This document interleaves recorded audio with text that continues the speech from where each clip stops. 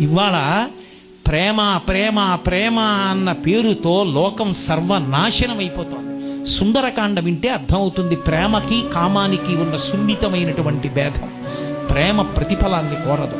తల్లిది ప్రేమ, తండ్రిది ప్రేమ, భర్తది ప్రేమ, గురువుది ప్రేమ. అంతేకాని ఎవరో తల్లిదండ్రులకి ఒక అందమైన ఆడపిల్ల పుట్టింది, కాలేజీకి పంపించి చదివించుకుంటున్నారు. వాళ్ళకి ఎన్ని ఆశలు ఉంటాయి.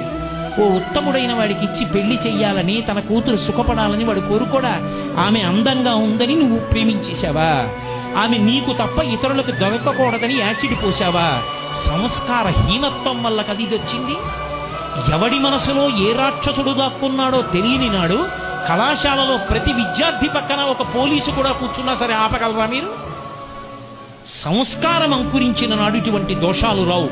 రామాయణం పాఠ్యాంశాల్లోంచి ఎప్పుడు తీసివేయబడిందో, రామాయణ ప్రబోధం ఎప్పుడు పోయిందో, ఇంట్లో రామాయణం పుస్తకాలు ఉండడం ఎప్పుడు తగ్గిపోయిందో, తల్లిదండ్రులు రామాయణం గురించి బిడ్డలతో మాట్లాడడం ఎప్పుడు పోయిందో, అప్పుడు ఇటువంటి విపరీతాలన్నీ పుట్టుకొచ్చాయి.